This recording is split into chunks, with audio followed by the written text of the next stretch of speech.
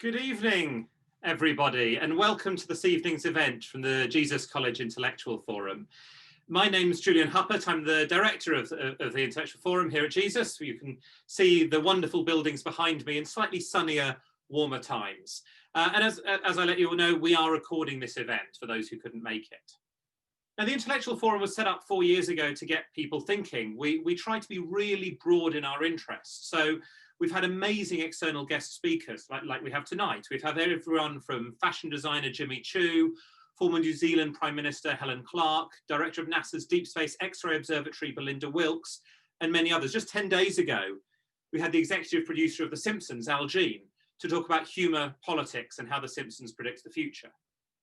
We also showcase a lot of the amazing work that people at Jesus College are doing, from using synthetic biology to come up with new, safe, clean ways to dry clothes, to experiments with the coldest things in the universe that are actually even colder than outer space.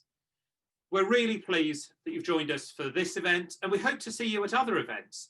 In 2 days' time on Wednesday, to mark the US inauguration, we have Patrick Davies, the former British Deputy Ambassador to the United States, who will try to tell us what's going on in the US, why, and what's next. And there's much more still to come. So do follow us on Twitter and Facebook, sign up to our mailing list to hear more about what we're up to. But tonight, it is really a huge, huge pleasure to hear from Chris Boardman. Now, we're going to start with a few questions from me. He and I will chat for a bit, and then we'll move on to take questions from you, the audience. We're going to use the Q&A feature in Zoom, which you should be able to see on your screens. So please do put questions in there, and we'll try to get to them, though I can't promise we'll get through every single one of them. It depends how many you put in there. Now, Chris has had an utterly amazing career in life. So from winning Olympic gold and the famed yellow jersey of the Tour de France, working with British cycling to develop new ideas and equipment, as a hugely insightful commentator with so many watching the Tour de France commentary, business success through Boardman Bikes, most recently as cycling and walking commissioner for Greater Manchester, really making a step change, making a difference there. I've had the pleasure and good fortune to work with Chris through my own roles. I used to be chair of the all-party parliamentary cycling group and was then a trustee of Cycling UK, the national cycling charity. And I've actually even had the pleasure of going for a bike ride with Chris, showing off some of the cycle facilities that we've built here in Cambridge. And fortunately for me and my ego, we weren't racing. It was a much more relaxed trip than that. In addition to all of his talents, skills, and accomplishments, I know he's also a really nice bloke as well, as I'm sure you will find out today. So Chris, thank you so very, very much for joining us. If you can turn your camera and sound on today, as we sort of metaphorically have you marching onto the stage. And you'll just, Chris, I'm afraid, have to imagine the sound of applause as you do so. Well, that's very kind, Julian, but at the moment I am not allowed to turn on the camera, which might be best all round. I'm not entirely sure. Let me see if this helps. Yes. Oh, there we go. There we are. Much, much better. Great. Good evening. Thank you there, Chris. And as I say, we have 300 or so people applauding rapturously to have you there. So thanks for joining us. Well, after that intro, it's all downhill from here. Downhill is much, much easier on a bike. I can never go to the hills, and fortunately Cambridge doesn't have them. So can we perhaps start right at the beginning with your own start in this? So how did you actually get into cycling? Well, cycling, probably the traditional route, like everybody else. It's what their parent did, and my social life as a child orbited around the sport. It was what we did at weekends, and get up at some ungodly hour of a Sunday morning, and there's an old canoe and a bike strapped to the top of a mini, and we disappear to the bike race. My dad would do his thing, and we'd go exploring, and then we'd do something as a family for the rest of the day. So if it sounds pretty idyllic, it actually was.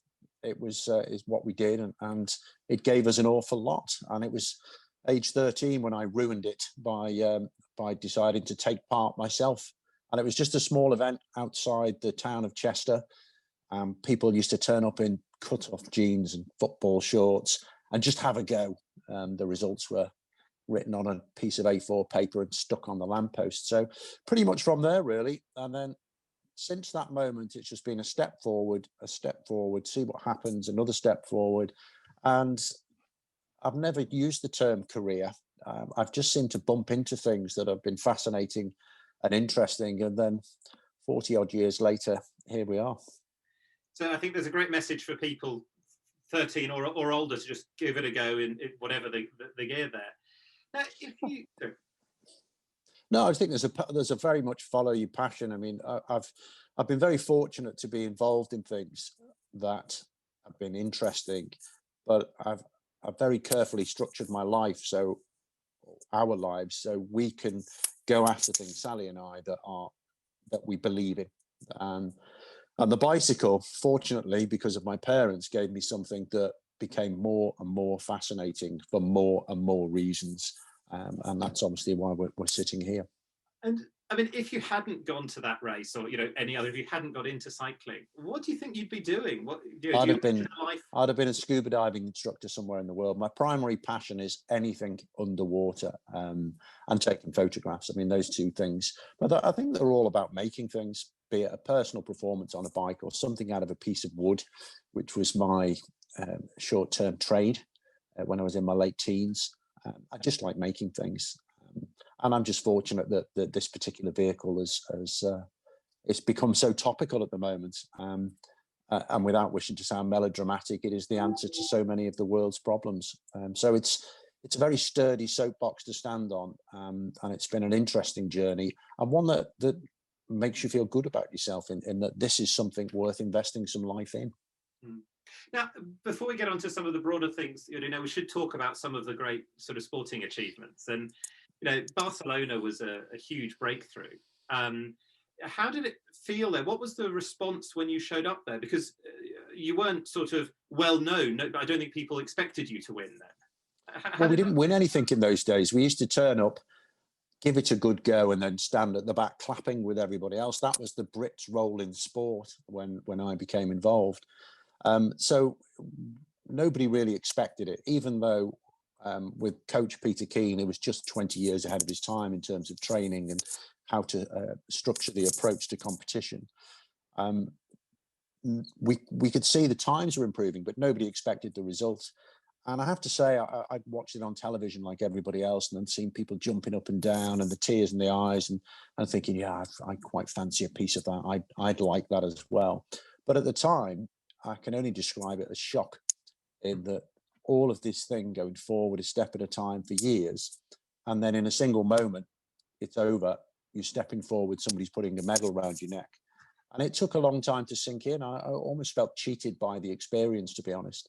But I'm amazed that we're still talking about it now. I mean, it was almost back to the point of pre-color television a long time ago, and here we are still talking about it. So I think I've milked it for all it's worth.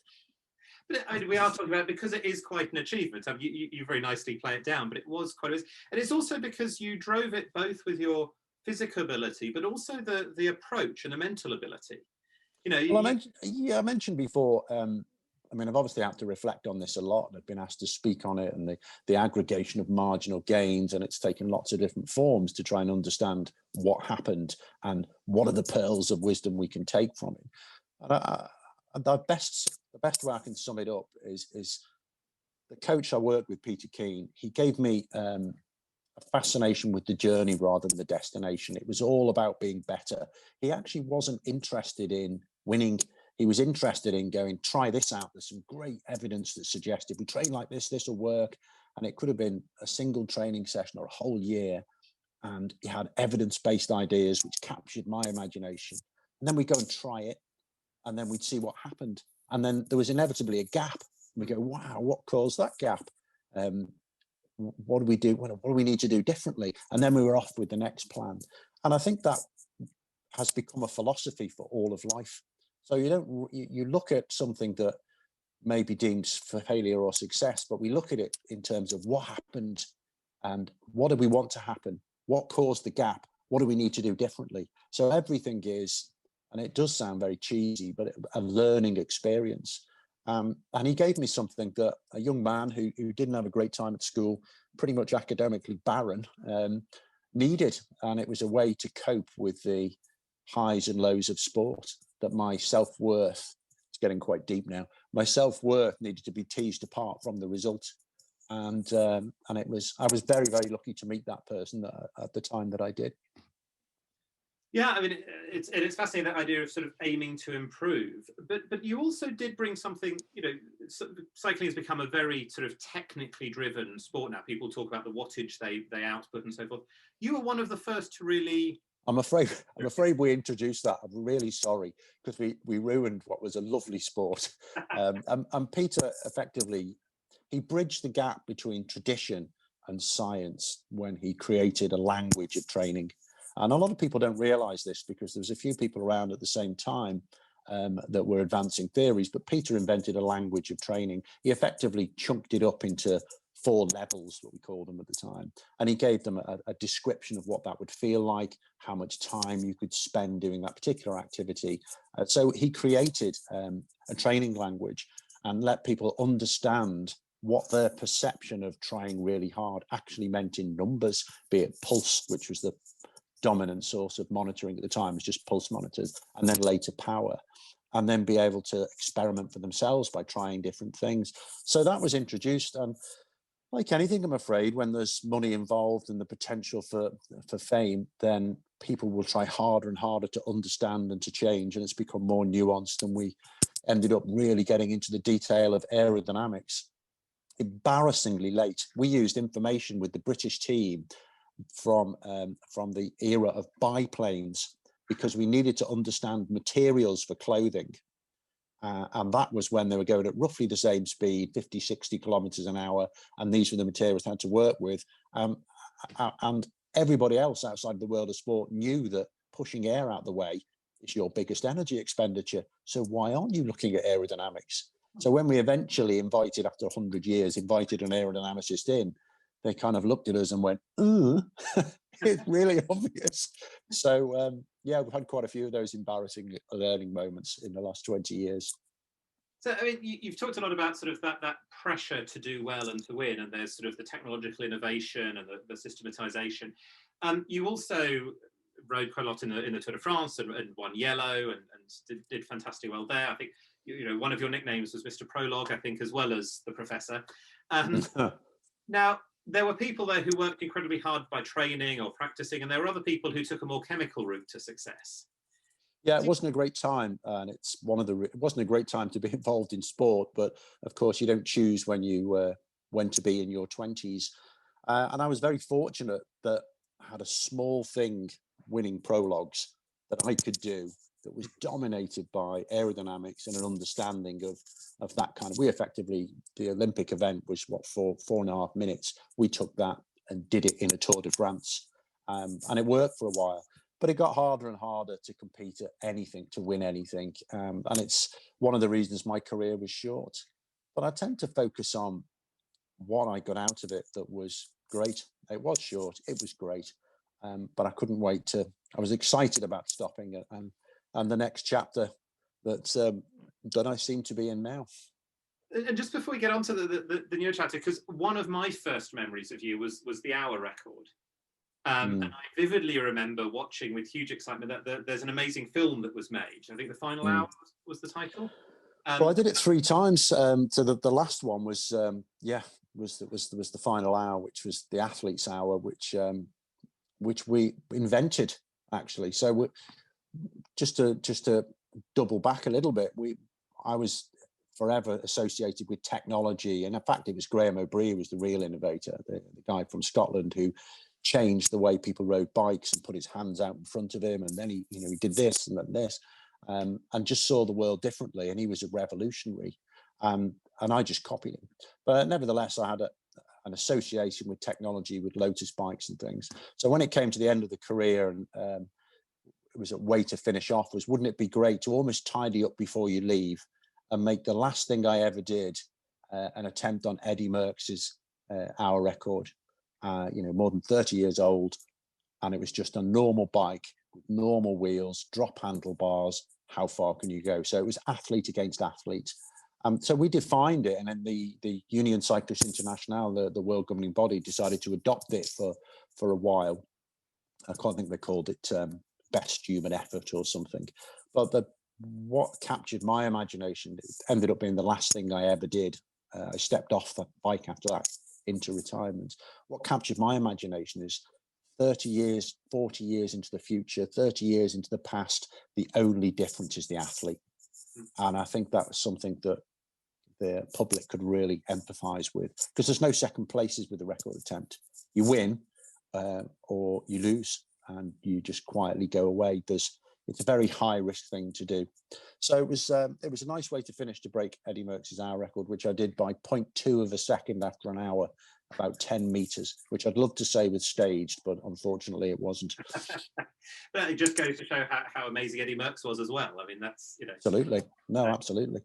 So you got off the bike, but you didn't stop involvement with bikes. You worked on, you know, R&D for British cycling. You set up Boardman Bikes. You know, did you enjoy working on the technology side, building the things? I love making things and always did. I mean, I had some gap years. I mentioned scuba diving. I wrote for a scuba diving magazine for 3 or 4 years and just wandered around until I was approached by Peter Keane again, who now was setting up the world-class performance program that would obviously become the medal factory that is justifiably labelled, actually, British cycling. And then they had one athlete, a young guy who was almost their silver medalist, was about to disappear off to go to France, and they were worried about the environment he was going to go into, and he was so close to being an Olympic gold medalist. Would I have a word with him? And it turned out it was Bradley Wiggins, and I certainly take no credit for anything that he did. I pretty much worked with his coach, but he was the person who got me sucked back into the world of cycling. And so I ended up on the senior management team at British Cycling and led on the R&D program, which was what an amazing experience, to run a team, to just go and find ways that we could go faster, be it clothing, wheels, helmets, anything that isn't coaching. Go and have a look, and here's a budget. And at the end of 4 years, you don't have to have any commercially viable product. You just have to make us go a bit faster. I mean, what a wonderful experience. And we got in at a point when nobody had looked at this systematically or properly before, had parked history, which had been constraining us, and we hadn't even realized. And best example I can give you is when somebody says, how wide are your bars? They're 42 centimeters. They've always been. Why are they? Well, because they are. And we start to invent spurious reasons. But when you invite an aerodynamicist in who asks those questions and then says, well, can you use 38 centimeter handlebars? Okay. How about 22 centimeter? Oh, we can't do that. Why not? I don't know. And we started getting challenged again and again, our perception of what's possible and what isn't. And it was a time that changed the British Olympic team, which led to the acquisition of Sky as a sponsor and the offshoot of the Sky professional team. And suddenly British riders were, and still are, leading the world, across the cycling world. So it was amazing to be involved at the naissance of that period. It was truly fantastic. And, you know, I don't envy them now, because we got all the horrible phrase, but we got all the low-hanging fruit. So, yeah, it's pretty slim pickings now. You made a point there about how you got to play around without having to worry about the commercials of it. And, you know, there's a great joy in doing that. But quite remarkably, you also managed to have huge commercial success. Yeah, I mean, at the same time, I had an opportunity. What's that term?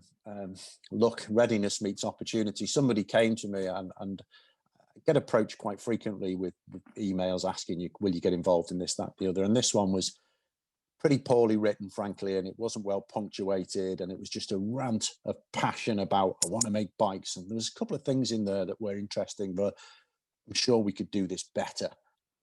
Would you have a conversation? And my finger was hovering over the delete button, and my wife, Sally, said, no, go on, you may as well. You like making things, you may as well just at least meet him. It's a guy called Alan Ingerfield. And we had that meeting, and it ended up being the birth of Boardman Bikes.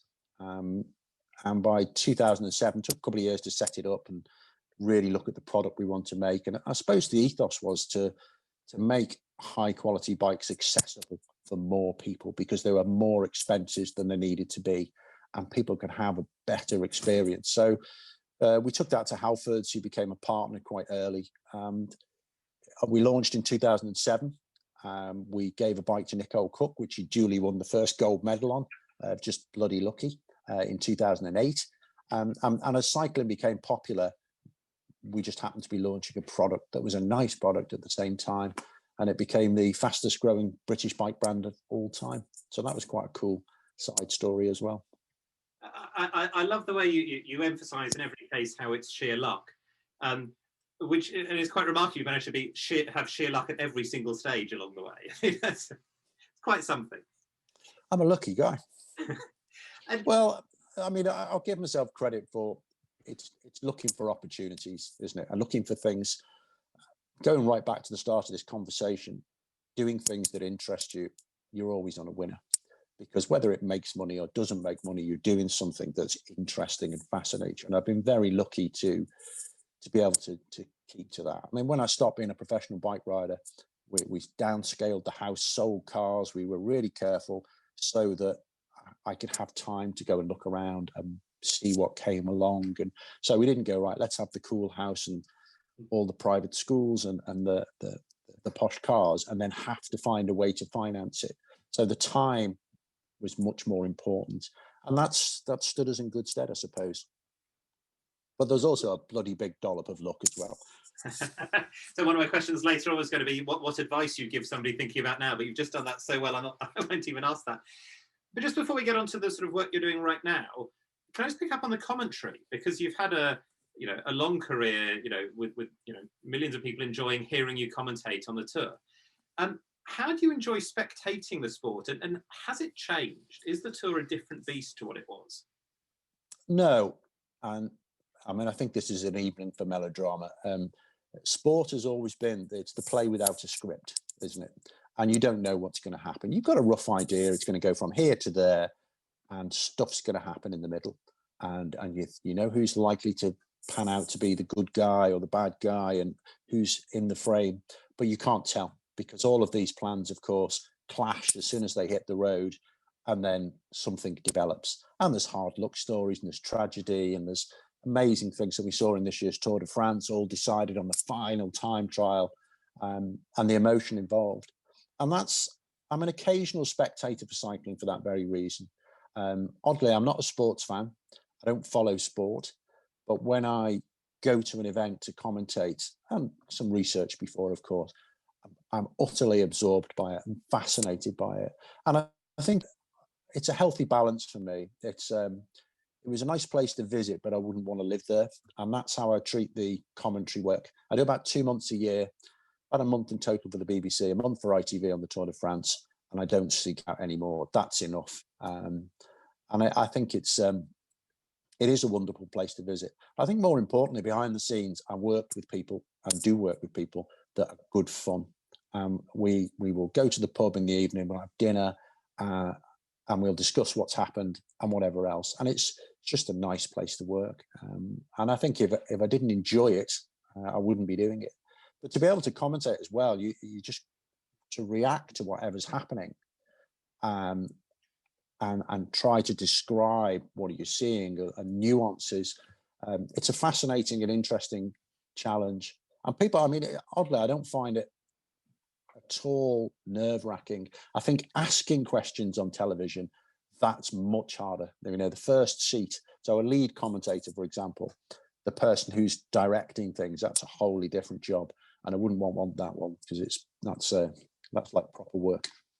I should say, whether Ned Boulting was an undergraduate at Jesus, so there is a connection here. Yeah, well, there always is, isn't there? What is it? 9 relationships or something, isn't it? So we've talked a lot about sort of elite sport and the very, very best, but actually now you're spending most of your time working on getting everybody to have access, on campaigning for both cycling and for walking. Do you want to say a bit about your vision of what could be done and why? Well, it was, I mean, I bumped into it once or twice in the last 20 years. Somebody wanted me to sit on the National Cycling Strategy Board, which is about as interesting as it sounds. And I lasted less than 2 years when I found myself reporting to politicians with our small group about helmet laws. Should we make them compulsory? And we'd gone away because it seemed sensible to me. Looked at all the evidence and realised, geez, you don't want to do that. Took the evidence there, and no one was listening. It was about their opinion, and they weren't going to let the facts get in the way. And so I binned it. But it was the 2012 Olympics where I got sucked back in when I went on Newsnight to talk about the results. And then they started to talk a little bit at the end of the piece about the popularity of cycling. And some chestnuts came up about, but do you think cyclists should pay road tax, etc.? And I started to get quite irritated at the level of ignorance here and the stereotypes.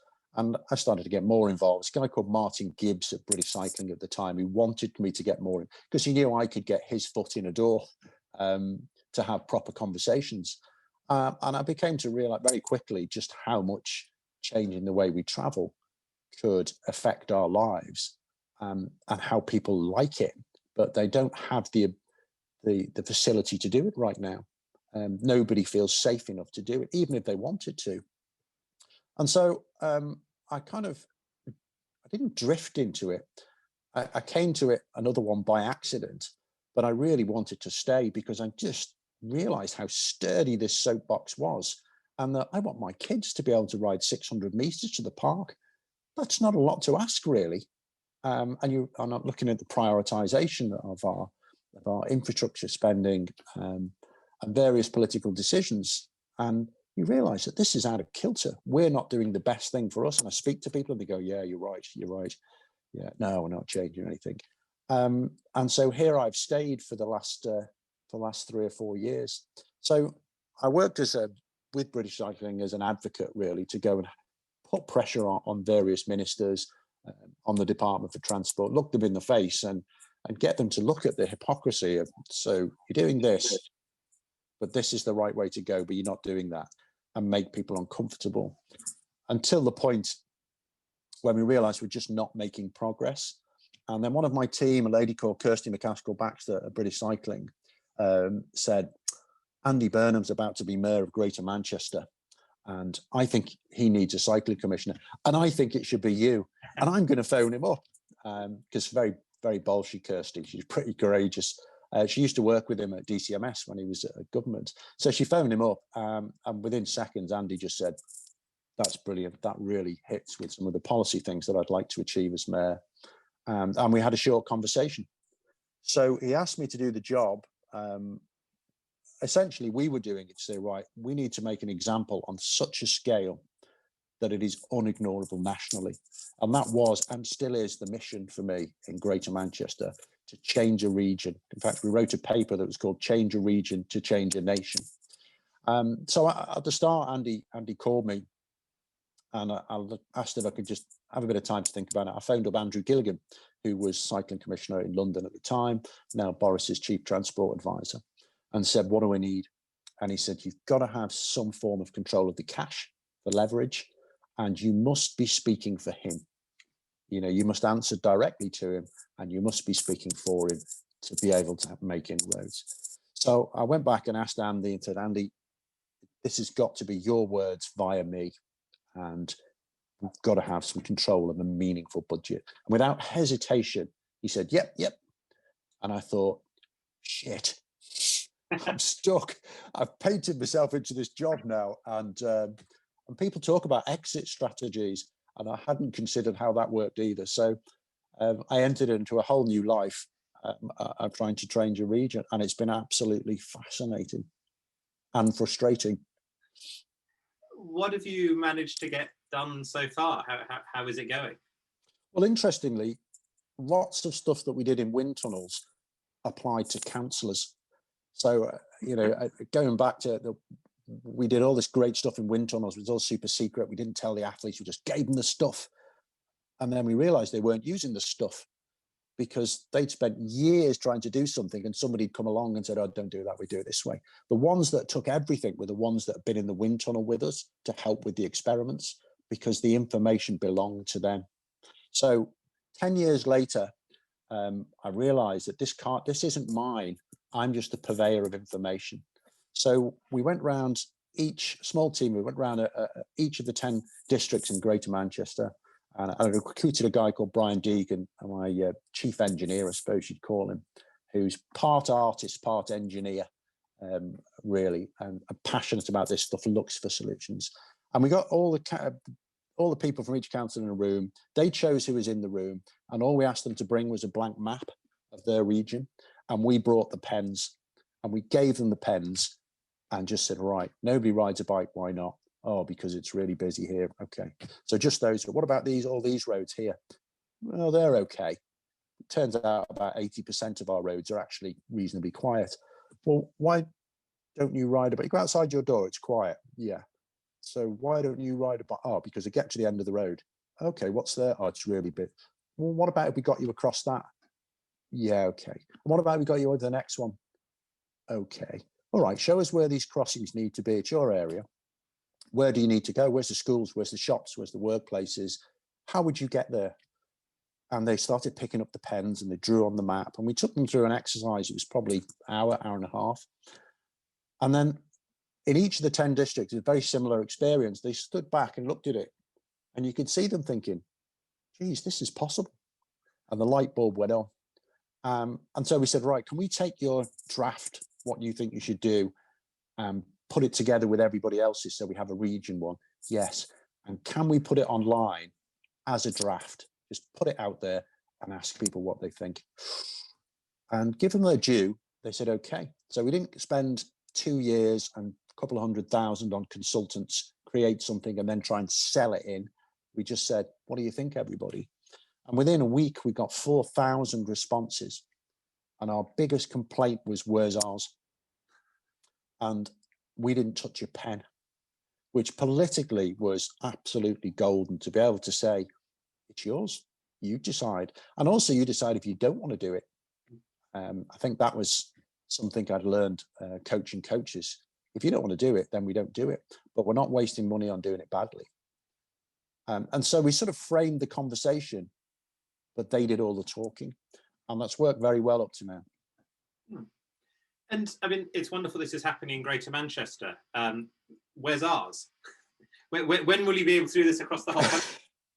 Well, I mean, I've got a huge amount of respect for Andrew Gilligan. I think we're very different characters, but the technicalities, and he has an incredible intellect for understanding. His time served in the London arena, he understood how people kick things into the long grass, how they would obfuscate, and how they'd use some fantastic words of, oh, we really want to do it, yeah, it'd be great, but we can't quite do it that way, can we look at it again? And 3 years later you realize that actually they didn't want to do it at all. So he'd used all of the learning from London and started to shape the rules behind the scenes now. And because Boris Johnson also had that experience, and regardless of your politics, I think it's fair to say we don't agree on a great deal. On this particular topic, they are batting it out the park. The legislation behind the scenes that I'm seeing, the emergency funding, which was, listen, we want you to do this, we want you to make space for people to travel, people who would normally use public transport. We want you to make safe space. We want you to do it very quickly, and you choose where it goes. And you don't have to do it, but if you don't do it, it will reflect on your future funding for everything. So it was, here's the control, but here's the guidelines you're going to have to work within.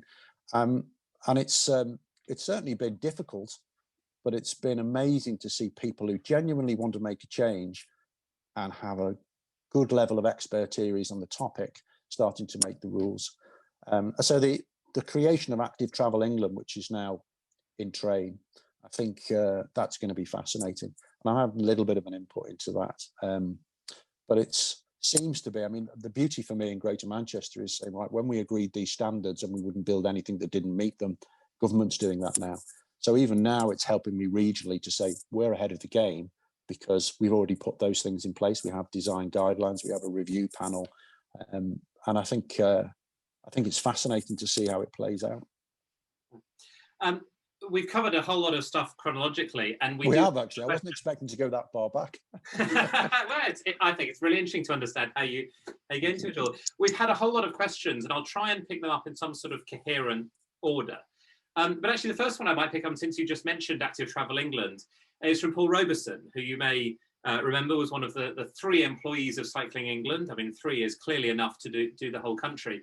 How do you think Active Travel England really has the opportunities to make a difference? There's a lot, I think, of hard work to do behind the scenes here, because it will all depend on the teeth. It will all depend on just what powers you are given to do this job.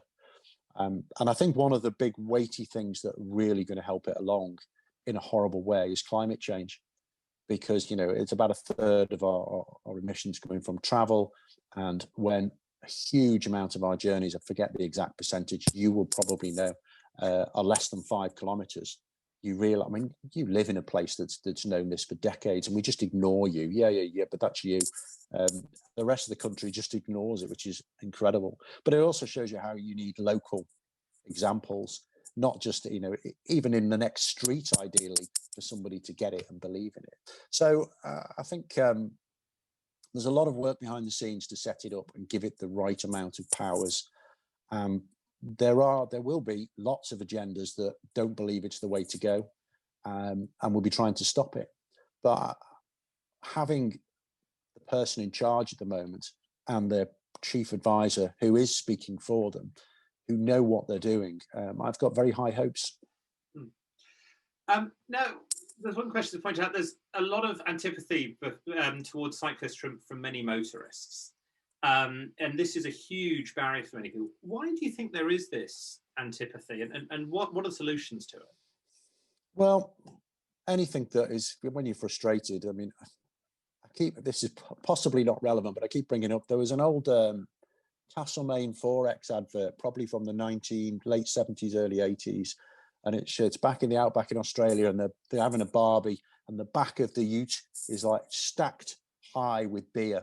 And then they go, I need something for the ladies. Can't do an Australian accent, that's as close as they can get.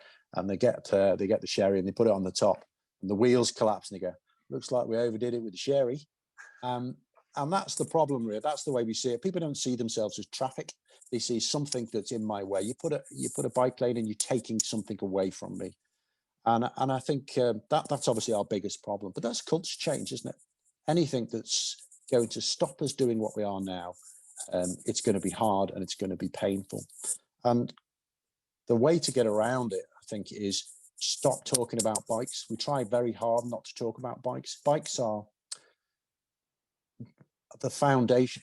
I'm trying to think how to encapsulate this. For years, we talked about evidence. We know that we're drowning in the stuff, and we are absolutely rock solid. So it's kind of like the foundation of a building, all of that evidence. And you need foundations for a building. But no one buys a house because of the foundations. And all we're doing is talking to them about the foundations and the footings and going, look at them, aren't they great? Not interested. I want to know what that allows me to have, what goes on top of that. That's what I'm interested in. So we need to stop talking about evidence, stop talking about bikes, talk about the benefits. So we talk about kids and schools and being able to get to work without having to find a parking space, saving enough money to have a family holiday each year if we do this. And I think that's what we need to focus in, and we need to connect and try really hard to stop the othering, cyclists and motorists, and connect with people. Most importantly, in the language that they choose, not the one that we think they should speak, but what do they value? It's easy and it's attractive and safe, I suppose, but that's the last one. They've got to look outside of a car window and go, oh, I quite fancy that. Because if they didn't fancy it, why would they get out the car? So what do they need to see out the window? And you list those things, and that's what we have to build. So I think language and communication is probably the Achilles heel, I think, of Department for Transport at the moment. It's something somebody else does. We do designs and infrastructure and surveys and facts. But the communication, getting somebody to want to act on those facts, doesn't seem to belong to anybody. And I hope that's what Active Travel England can bring. So there's a question I feel I have to bring in here from Roxanne DeBow, who runs CamCycle, the Cambridge Cycling campaign, and is also an Aussie, and so was very aware of the quality or otherwise of the accent. And what she says is, one thing I really admire, Chris, is your way to tell a great story and draw people in. You can cut through the noise and debate and connect with people who might not typically be engaged with sustainable transport. Is this a natural talent or something you developed over time? And what advice can you give to those who are communicating for change? How can the Cambridge Cycling Campaign, the London campaign, all the others learn to be more like you? Well, that's very flattering. I'm not something you should be pursuing, but everything I've ever done, be it making things out of wood, or make a performance on a bike, or starting a bike company, or trying to help change how we travel as a nation, I start at the other end. I'm really made up. I've arrived at any of those places, a finished piece of furniture, a performance on a bike, and a travel network. I've arrived. I'm really pleased. What am I looking at? And describe it. And that's what you need to start from there and work backwards. And I think that's really important. So when I mention communication, that's the bit that we're missing. So I tend to think about what's this person interested in. If they're not listening or interested, then they're not going to change. So the story is more important than the information, because they can't hear the information if they're not listening. So I've got to make them interested. So we've got to package it as a story. So I did a piece, just to give you an example, on helmets. I think it's on my blog, which I've only ever done 3 in about the 3 years I've had the website. But going back to that, the old chestnut helmets. And when people get incensed if they see me do something riding around in normal clothes, and that really upsets people. The good thing about that upset is I'm really angry now. I'm listening because I demand you give me an explanation. So I need to keep them involved. I just hit them with facts. You get the yeah, but, and I'm not listening now. So I told them a story about a lady in New Zealand whose name I've forgotten, whose child was killed by a driver. And so she made it her life's work to campaign to make helmets compulsory, so that everybody else would be safer. And you look at it and you think, well, that's laudable. Yeah, and people are interested because it's empathetic, this story, this terrible tragedy, and a campaign, and it got bigger and bigger, and it worked. And she got more people using helmets. And cycle use went down dramatically. And then people were listening to the story, and you go, and over there was this many people dying of obesity, and this many people dying of heart disease. So imagine if, let's call her Mary, had actually campaigned for these things instead. So to be able to tell them something I want them to hear, I've first got to give them something that's interesting. And we'd all do well to remember that. I mean, all of our communication now is, we're looking at 20 seconds, 30 seconds. Everything we're looking at for low traffic neighborhoods, or local traffic neighborhoods, as we're going to start calling them. We're starting to tell stories about people and something that's interesting. And then we'll put a question on the end. Which do you prefer? Because that's a great way to hook people in. What do you prefer? This or this? And questions, you see it on social media and it works. And it's scary that that's how the decisions will be made. We've seen it in America. That's how decisions are made. They're the rules now. You can't get away from it. People will be listening to this, waiting for me to give them some lovely, succinct, communicable packages that they can take away, and it's a magic. That's how people work. That's what I'm listening to this because I want this thing, picture, a soundbite. And that has to be our job now, to communicate in a language that the listener understands and in a way that keeps them listening. Yeah, that was quite a diatribe. Sorry, sorry about that. It just made me remember the comments that were made 6-7 years ago about asking school groups to draw their ideal neighbourhood and to see what they put in and the things that they leave out. And almost nobody puts in cars and traffic. It's just it's not something people want. We need to build on that rather than just the tech side.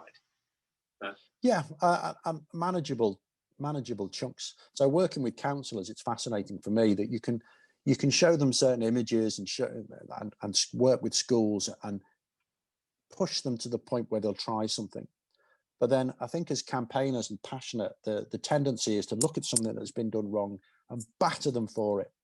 And so the counsellor thinks, do you know what? I do this part-time. I'm a shoemaker, and I just don't need this. I don't need people down my ear saying I can't. So they'll back away.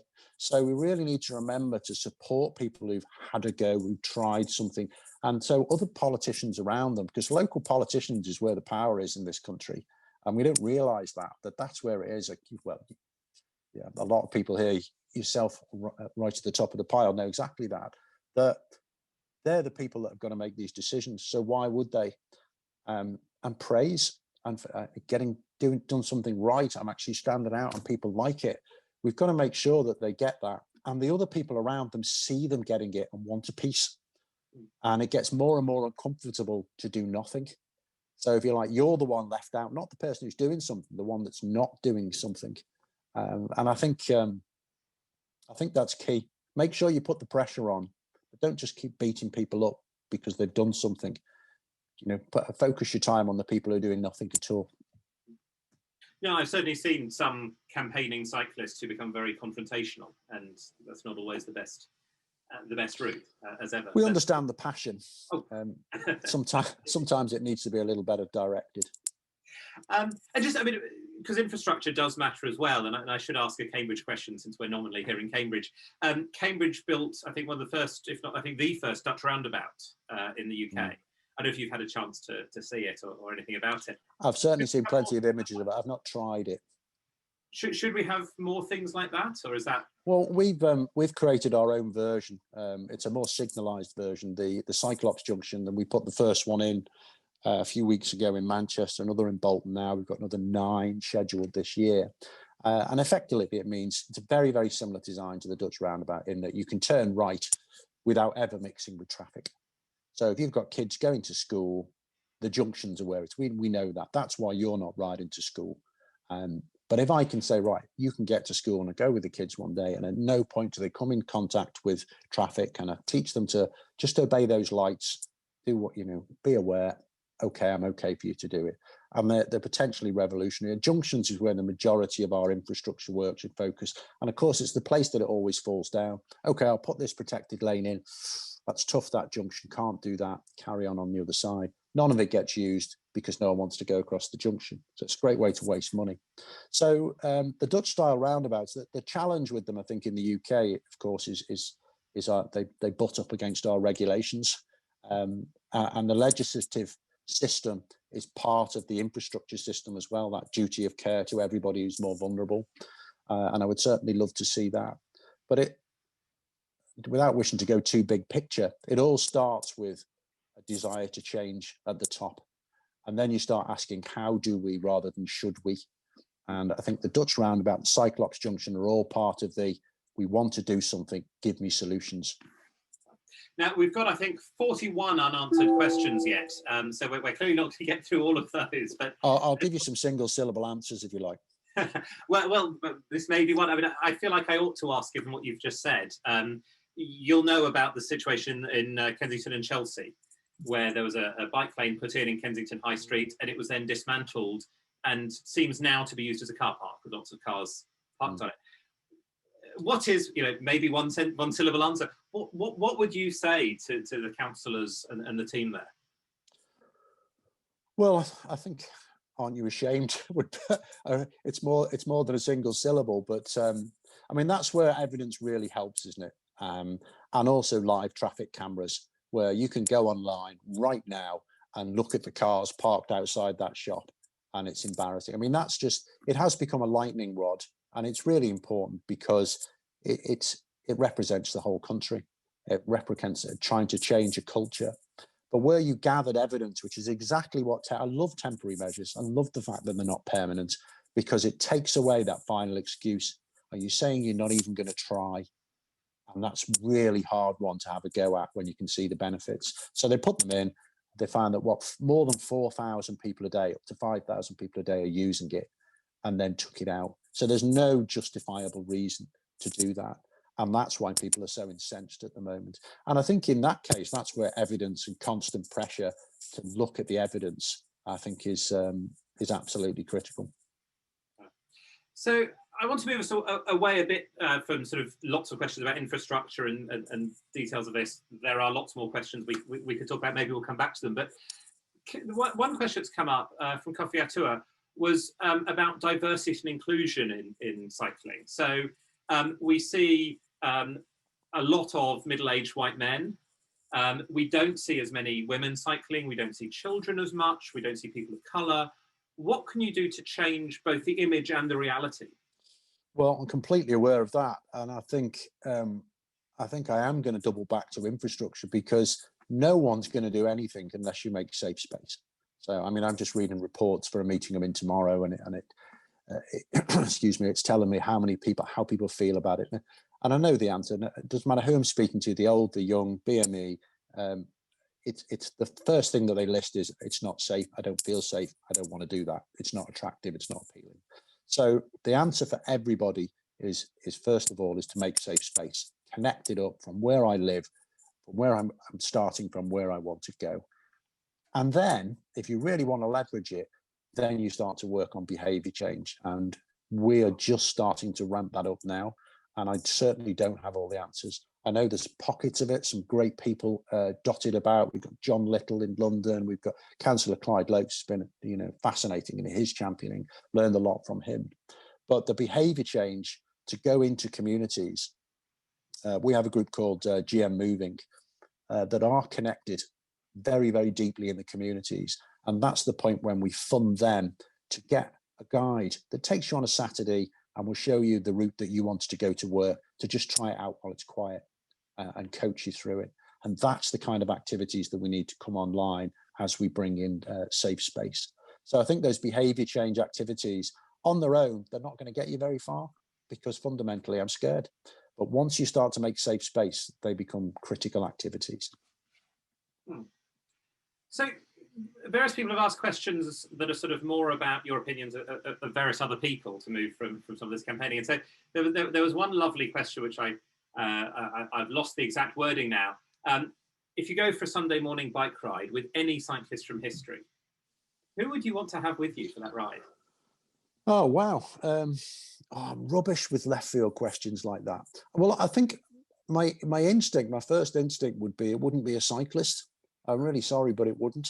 It would be somebody from history who happened to use a bike, and you can go into the acting world, or you can look at Einstein, or there's lots of people in history who changed things, who use bikes to get around. And I'd rather trundle around talking to them about their life. I think, rather than talking about sport, which, as I said, was a great place to visit, but now I'm interested in where I'm going, not where I've been. I mean, you must have had experiences with some of your teammates, and are there people you particularly enjoyed from that cycling world as well?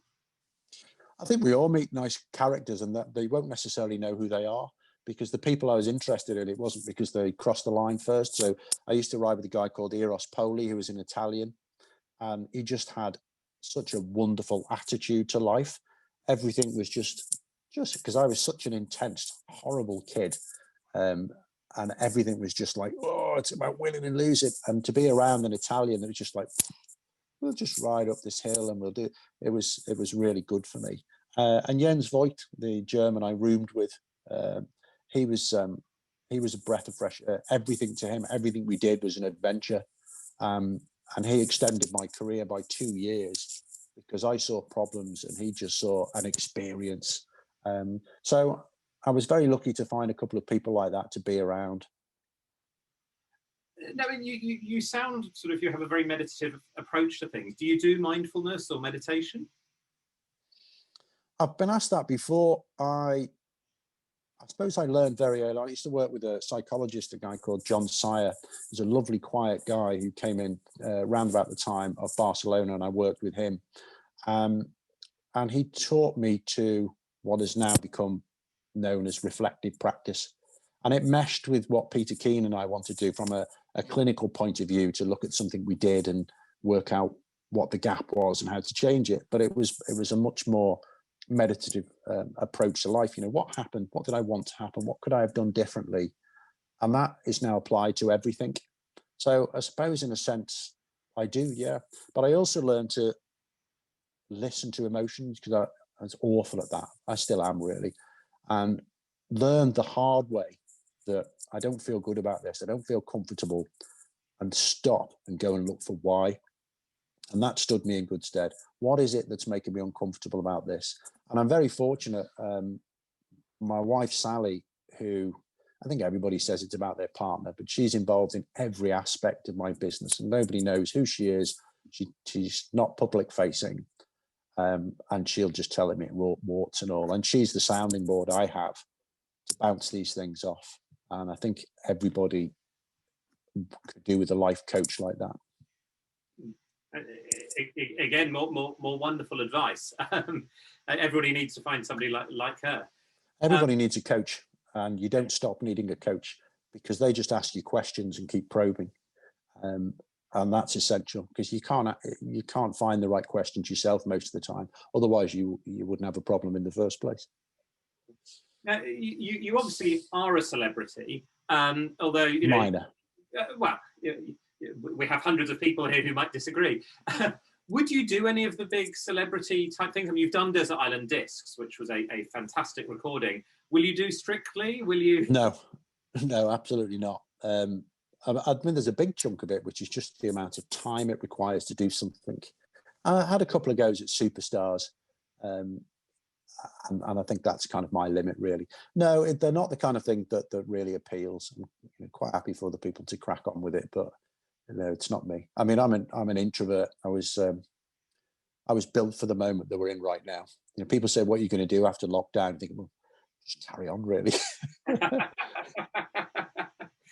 So, if I remember correctly, there's a lovely story about how you spent some of lockdown helping people to cycle. Which bit? I mean, going and working in the local store. Yeah. Yeah, I mean, I needed something for me. Sally desperately wanted me to not be here, but that wasn't legally possible.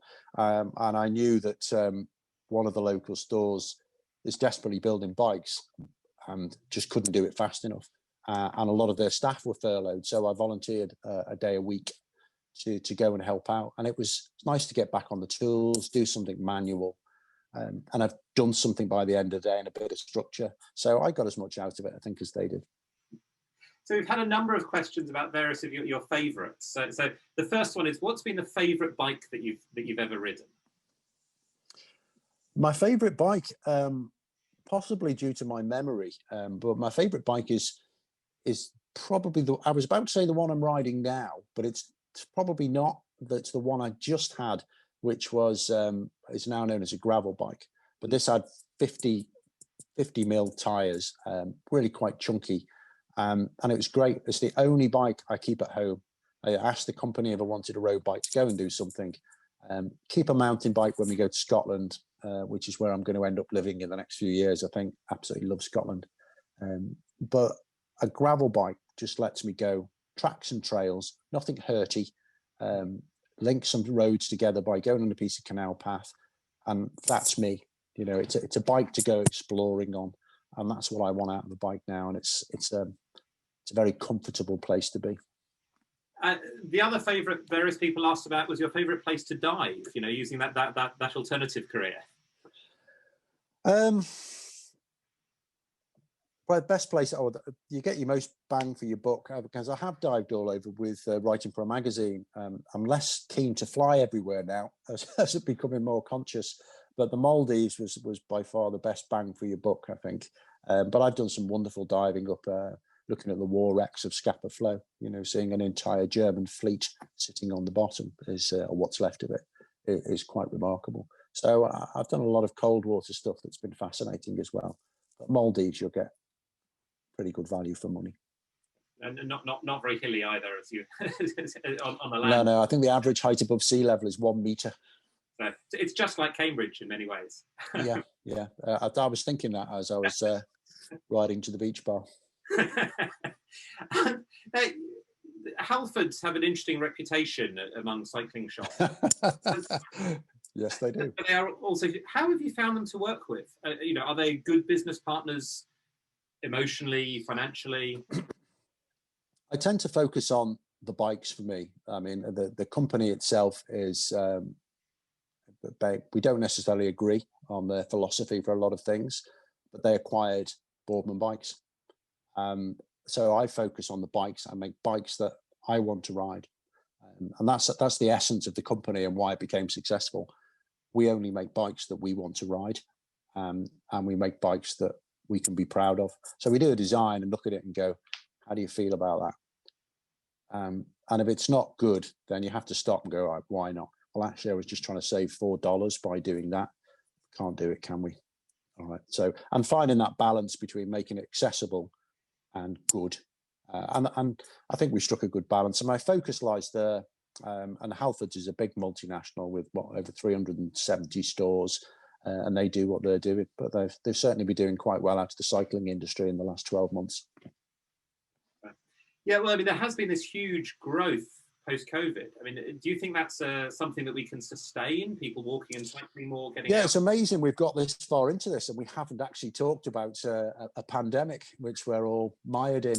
I think it's made things very scary for me. And you and I touched on it before we came on this call, that I'm very aware that this is it. This is the moment for a culture change in how we travel. Off March, and when we inadvertently launched a global consultation on how we use our streets, and people wanted to ride bikes, the fear had suddenly gone, and people went out and rode, and they liked it, and they rode with their kids, and only lots of different reasons. Yeah, it was great weather, needed to get to work because the trains are off, I'm working shifts, I've got bored kids, I'm bored, whatever the reason, people went out and rode and they liked it. So suddenly, we were talking before about cyclists and motorists, suddenly we have a shared experience, and we cannot let people forget that. And the fear for me is that this moment is transient, and this is it. This is the shot to change. And people have said, which way do you think it's going to go? And the truth is, I genuinely don't know. I think we are at the metaphorical crossroads. I know which way I hope it goes, but I don't know. And I think we'll find out in the next 12 months.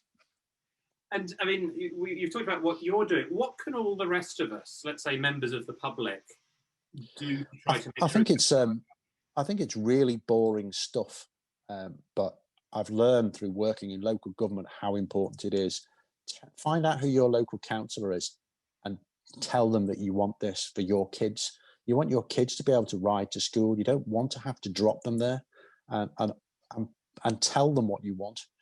And if enough people do that, and it doesn't take many because it's such a boring thing. I bet you most people here don't know who their local councillor is. Actually, possibly on this call, maybe not.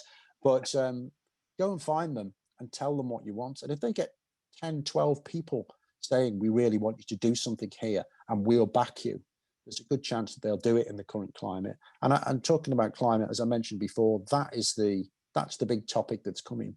Global warming, climate change. They're the things that this answers. And again, we talked before, didn't we, about even for people who have no interest in cycling, who hate it, we're going to get them t-shirts that say cycling, it's the least shit solution. Because it is, isn't it? Even if you hate it, you've got a health crisis, you've got NHS in trouble, you've got climate crisis, you've got social issues, you've got local pollution and congestion. If people change the way they travel locally, all of that is massively helped. And so now is the moment.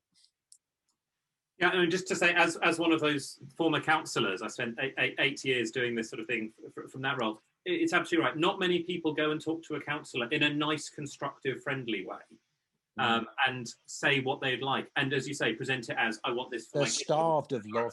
They're starved of love. Give them some passion and support. I think that's a wonderful description. Which, you know, I'm not sure how many councillors we have on the call. I think I've seen one or two.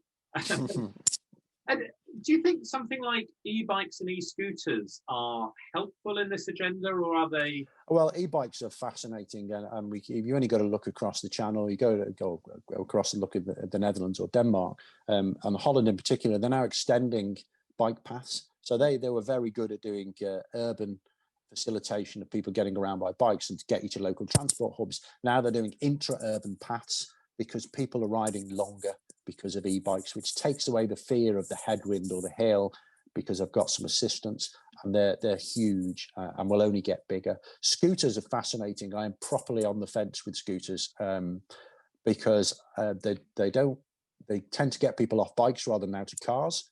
They need to use bike paths. They cause conflict on the pavement, which is only going to cause us grief, but they're a disruptor. They're another form of transport that's fun and interesting for people, and they're another reason to build a bike lane. So I think in that sense, I'm very interested to see how it goes. but I'm actually not one of the people who's volunteered to be a trial area. I just want to see how that one goes. And the other sector, which is interesting, because there's always, tension is too strong a word. There's the image of cycling as a racing sport, the mammals who will do their sort of, hugely fast group ride versus utility cycling, people trying to get around. Is there a challenge to those of us trying to promote sort of utility cycling in that lycra-clad image, or is there a better way to bring it all together? No, I think it's a very valid observation and very clear. The term cycling amongst the general public now has it's been pigeonholed. It's lycra, it's middle-aged, it's fast, it's aggressive. Not everybody, but it does have that badge, particularly when you get to London, because the environment attracts hardy people who are slightly courageous. So, you will get a demographic that moves there. But we've tried very hard not to use the word cyclist. We talk about not having to use a car, having a right to not use a car. And we use enable people to get to the shops without a car. And it can be a bit convoluted. You've got to work harder at the wording, but we talk about bikes, but we talk about not having to use a car a lot more than we talk about cycling.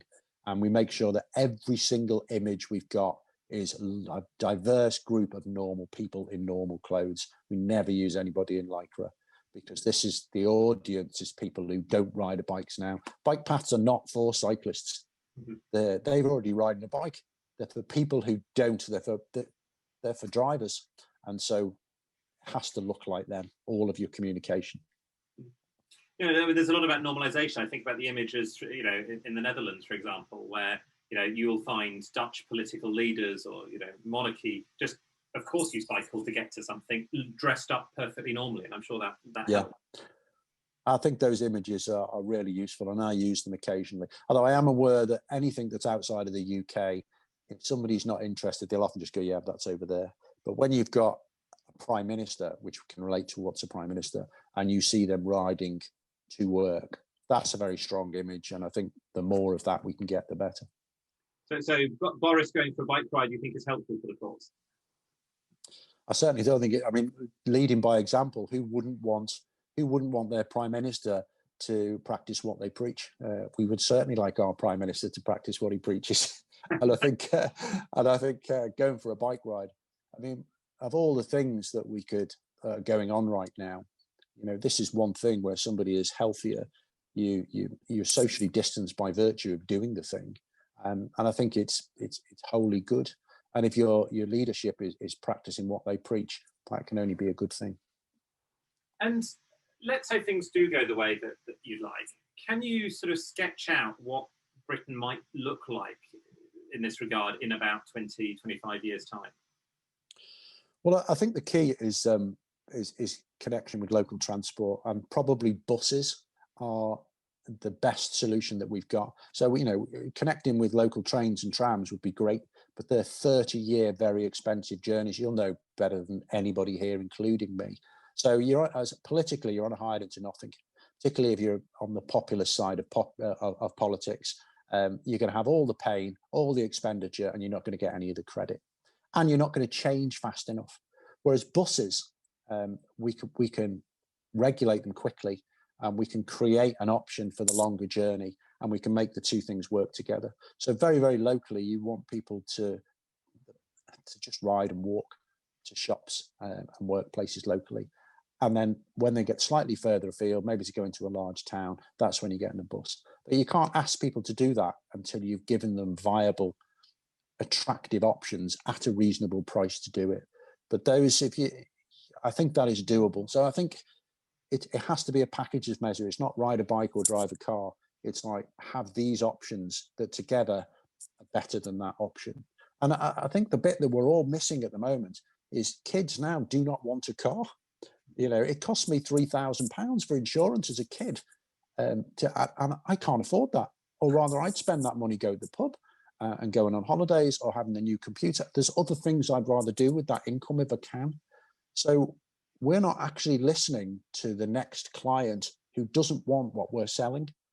So a lot of the engineers and people in local government are imagining their own youth, and that's what they're planning for. when the next generation doesn't want the same things that we did. They don't value parking spaces outside a house. We tell them that's what they need. I'll stop there. There's another rant. It was just going that way. I'll just stop there. No, I mean, it's a fascinating way of thinking about it, you know, and it does seem to be true. Fewer people, you know, doing driving tests, you know, a changing attitude to what people do actually want. And, you know, over in Paris, Anne Hidalgo has been pushing this very, very hard. Oh, incredible. I mean, Paris, we get big cities. I mean, the fear of missing out is another thing that I've realized at scales, and it doesn't matter what age you are, that if all the big cities start doing something really meaningful, when you're not doing it, it starts to get really uncomfortable. And they're being shown these wonderful images, and this is places that people want to be. Because, of course, when you haven't got cars, it's a nicer place to be. And the more big cities that take that step, the harder it is for other cities to stay car centric. So that's, you know, that's culture change. That's what we're trying to do with the region, with various towns, low traffic neighborhoods. All of these things will eventually, probably in 3 years, possibly even that short, 3 years, probably 5, will start to join up and become bigger things. And culture will start to change because it has to. So Anne Hidalgo has just announced a huge plan to change the Champs-Élysées, and while some people know that as a shopping street, it's going to bugger up the finish of the Tour de France, I can tell you that. So now you and I have both ridden it. I did it rather chaotically on a visit there, and it was terrifying with all the traffic. You've done it in much better style, much better. Chaotic when I did it as well. Probably much safer not having any of the cars around, but well, there's a real opportunity there. But next year, or I guess this year, who will be riding on it in the yellow jersey? Who's your top tip for the first person across the line? First person in yellow this time. Well, it's very hard to see past the two contenders that we saw this year. I think Tadej Pogacar, I think, and Primož Roglic are the two new stars, and there was absolutely nothing between them for 3 weeks. And I mean, amazing that we've got to Paris, wasn't it? We did the whole thing from Maidstone Studios in Kent, and it was absolutely fascinating to watch. And it all came down to that final time trial. And I don't see any reason for that to change. I think what will change, I think Primož Roglic's team will get a lot smarter because they effectively carried the young kid to the finish. And I think they'll be trying not to do that again. I'm sure it'll be wonderful. Chris, we could keep going all evening, but it's just, you know, the wonderful wood fire behind you has sort of died away. It's gone out now. Yeah. Which is good because I'm absolutely boiling. And we've covered quite a lot of ground from your sort of first rides at 13 all the way through that. I mean, you won't call it a career, but it is an amazing career, achieving so much, and a vision for the future and how to communicate that excitement. It's really been wonderful to have you with us. We could pick up on so much more of that, but thank you for joining us. Thank you for everything that you're doing. And thank you for inspiring, I think, from the comments, lots of people here on this call and elsewhere in the country. So that's very kind. Thank you very much. It's been a pleasure. So thanks so much for being with us. Thank you to the audience as well. I hope you'll come to some of our other events as well. If they're even half as interesting as Chris has been, you'll know it was worthwhile. You can also encourage people to have a look at the recording of this. We'll also be sending you a survey, but also do sign up to follow us on Twitter, Facebook, and email. So thank you for joining us, Chris. Thank you again. Always a pleasure. Lovely. Good night, everybody.